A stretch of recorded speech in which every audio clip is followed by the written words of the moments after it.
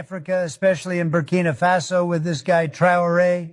People are talking about him like he's some kind of hero, but let me tell you, he's pushing his country down a very dangerous path. You're welcome to the Pulse of Africa community. I hope you're doing great today.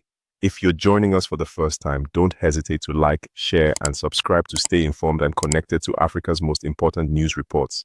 Your engagements will help this video to reach more people. Thank you very much.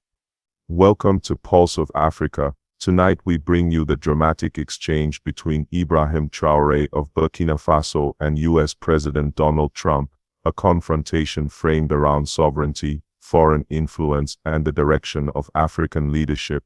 Traoré opens by acknowledging Trump's criticism, being called reckless, dangerous, a young man who does not understand the world. He quotes Trump's concerns that Burkina Faso is leaning toward Russia or China, perhaps isolating itself. Trump's argument, Traoré says, is that decades of American and Western investment have laid the foundation for stability, security, and opportunity in Africa, and that abandoning that support would be catastrophic.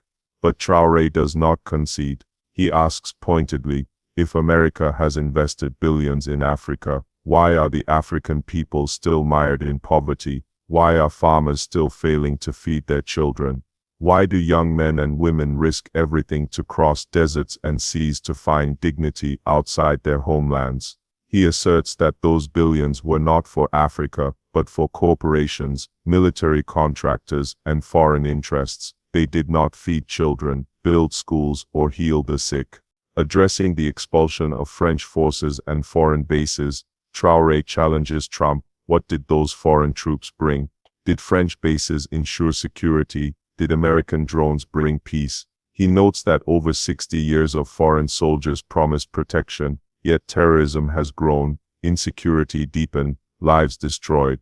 If that is the model of stability, he says, then Africa must reject it. Traoré accuses Trump and the West of hypocrisy. If America first is acceptable, then why can't Africa also insist on Africa first? He rejects the notion that Africa must take orders about whom it may engage with diplomatically. He condemns the arrogance of empire and the hypocrisy of promoting freedom while imposing chains on others. Though still young, Traoré argues, he carries the fire of his people, the hunger for justice, the refusal to remain silent. He frames his defiance not as recklessness, but as liberation.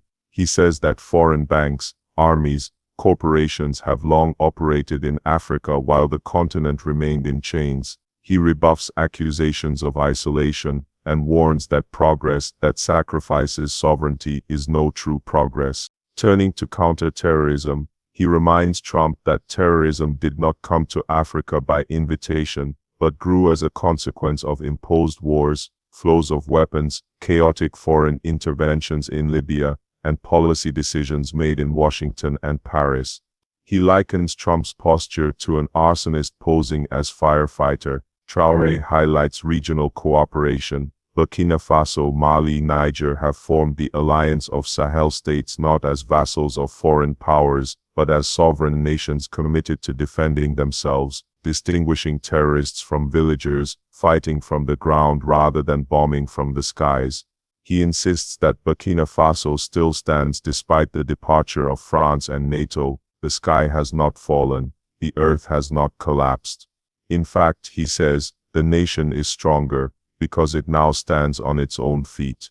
In closing, Traoré directly challenges Donald Trump. You may speak of America first, but we will live Africa first. You may call me reckless, but history will call me courageous.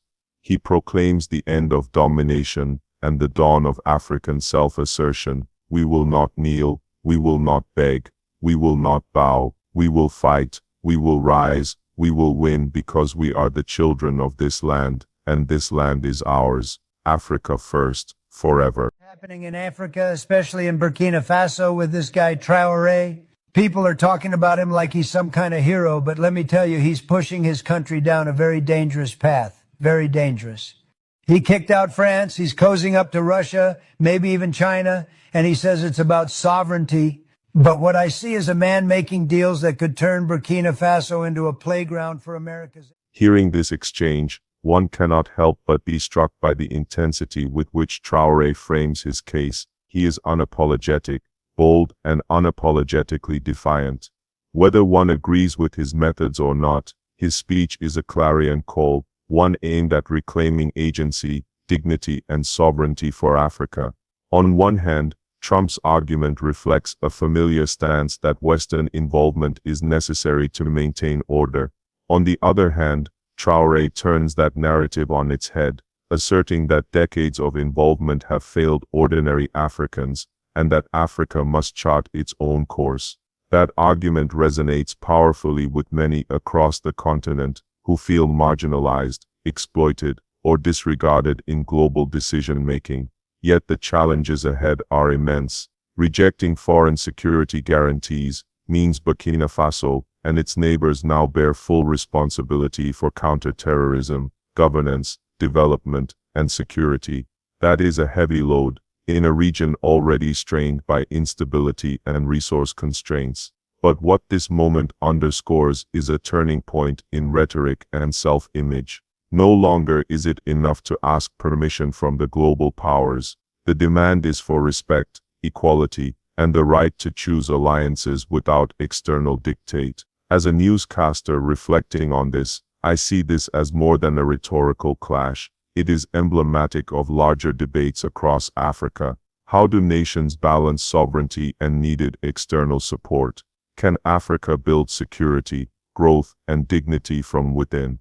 How do young leaders redefine relationships with former powers? Traoré's speech will galvanize debate in capitals, on social media, in activist circles. His framing, Africa first, forever, may become a mantra for a generation seeking to reshape Africa's destiny. Thank you for joining this detailed report. Stay tuned to Pulse of Africa for more on this evolving story. Don't forget to subscribe, like, and share this video so more people can witness this historic exchange.